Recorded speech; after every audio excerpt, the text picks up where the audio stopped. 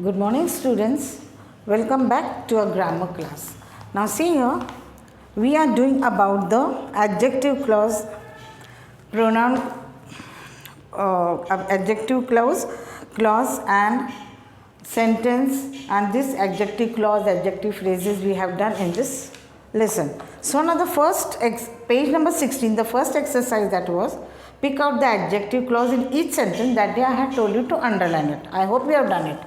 Now look at the second one. The second question I have written on the board. What is the second question? Now I am reading, pay attention. Pick out the adjective clause in each sentence. Also mention what noun or pronoun it qualifies. Now this is a question. What we have to find out? We have to find an adjective clause. Okay. When we have to find the adjective clause, we have to tell what does this adjective clause qualify. Qualify means tell us more. Qualify means it clarifies more about the noun or the pronoun. So what is it before that? Tell me, what is an adjective clause? An adjective clause is a group of words that has its own subject and predicate. Okay, and it does the work of an adjective. It has its own subject and predicate and does the work of an adjective. Now here on page number 16, exercise second, pick out the adjective clause in each sentence and mention noun or pronoun it qualifies. Now look at the first one. The letter brought money which was badly needed. Now which is the adjective clause over here? In your book you have to write it, in your grammar notebooks write it. Okay, write the main question and write answer 1. Which was badly needed. This is the adjective clause. What does it qualify? Like this you write answers. Which was badly needed is a clause.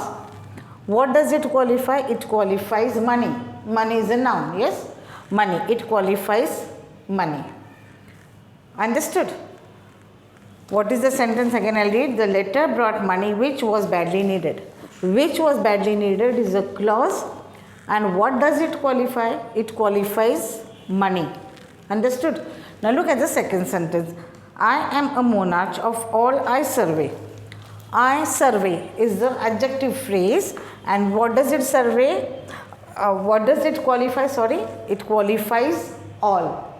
It qualifies all. So this way, in this manner you have to write these sentences. Now look at the third sentence. He tells a tale that sounds untrue. Tale means a story. T-A-L-E, tale means story. Another tale. T-A-L, tale is means what? It is a tale of an animal. Okay, shape put upon hanto. But here tale is story. He tells a tale that sounds untrue.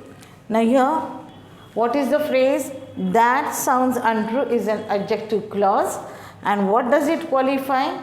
It qualifies tale means story. It qualifies story. So this way you have to write the answers. Write answer 1, answer 2. Don't write this sentence because you have the book. You are reading the question from the book only. Okay. Now look at the fourth one. It's an ill wind that blows nobody any good. It's an ill wind that blows nobody any good. That blows nobody any good is a clause, and here what does it qualify? It qualifies wind. What does it qualify? It qualifies wind. Wind means hawa. Then fifth one, they never fail who fight for a great cause. They never fail who fight for a great cause. Who fight for a great cause is a clause, and qualifies. What does it qualify? It qualifies they. It qualifies the pronoun they. Understood? Then look at the sixth sentence. He that climbs too high is sure to fall. That climbs too high qualifies what? The pronoun he. Qualifies he. Is it clear? Now look at the seventh sentence. Don't forget to tell her the date when you will return. When you will return is a clause which, what does it qualify? It qualifies the date. Means when you are going to return, you have to tell the exact date. Okay. Now here it is he that climbs too high. He, what is it described? It qualifying more about he. If he will fall down. Yes. You have to tell the exact date. So here it qualifies date, and here it qualifies he. Look at the 8th sentence. I remember the house where I spent my childhood. Where I spent my childhood is a clause. Which word does it qualify more? About the house where I spent my childhood, where I lived when I was a child. It qualifies house. Understood? Are you understanding? Now, 9th one. I have a little shadow that goes in and out with me. Again I'll read. I have a little shadow that goes in and out with me. That goes in and out with me is a clause. What does it qualify? It qualifies shadow. Understood? It qualifies the word shadow. So in this manner you have to write these sentences. Now 10 to 15 I will just tell you, remember and write it. Okay? Or if you want to underline it, I'll tell you the answers and then you write it. Mary had a little lamb whose fleece was white as snow. Now here which is a clause? Whose fleece was white as snow is a clause, and what does it qualify? It qualifies lamb. It qualifies lamb. Mary had a little lamb whose fleece was white as snow. Now what? Mary had a little lamb whose fleece was white as snow, which is a clause. Whose fleece was white as snow. What does it qualify? It qualifies the lamb. Whose fleece was white as snow? Lamb. So it qualifies lamb. Like this you write, and underline these words, because what are they qualifying, that you should know. Now look at the 11th one. Which is the road that leads most quickly to the station? Which is the road that leads more quickly to the station? This is the clause. Which word? What does it qualify? It qualifies the word road. Understood? It qualifies the word road. Now 12th one. The sun, which at midday was hot, made the traveler thirsty. Which at midday was hot. Which at midday was hot is a clause. What does it qualify? It qualifies the sun. What does it qualify? It qualifies sun. Then 13. In which the Burmese live. See here. The houses in which the Burmese live are generally built of bamboo. In which the Burmese live is a clause. What does it qualify? It qualifies houses. Which houses they live? Houses made of bamboo. So this is the clause, and what does it qualify? It qualifies houses. Okay. Now 14th and 15th, these two sentences you will do on your own. Okay. 14 and 15 sentence you do on your own. For homework, that is, you do now in your notebook. So these are all exercise sentences you have to write in the notebook. Now look at the third one. I think I told you, supply a suitable adjective clause for each. Now here, see here, everyone will have a different answer. It is not that everyone will have the same answer. You are doing it at home, so you will have different answers. Okay, everyone's answer will be different from each other. Now look at the fifth one. In the following sentences, replace adjective phrases with adjective clauses. Now here, what we have to do is, we have to replace adjective phrase with an adjective clause. Okay, I'll explain it to you. Now look at page number 17, exercise number 4. Exercise number 4. What is it? In the following sentences, replace adjective phrases with adjective clause. Now adjective phrases are there. We have to replace them, adjective phrase with an adjective clause. What is a phrase? Phrase is a group of words which does not have meaning, but in a clause what is there? Phrase does not tell a full meaning of it. In a clause what is there? The subject. The sentence has a subject and predicate also of its own. It does not have to depend. So adjective phrases we have to change into adjective clause. Now first one is done for you. See, in the book only it is there. I have a box filled with almonds.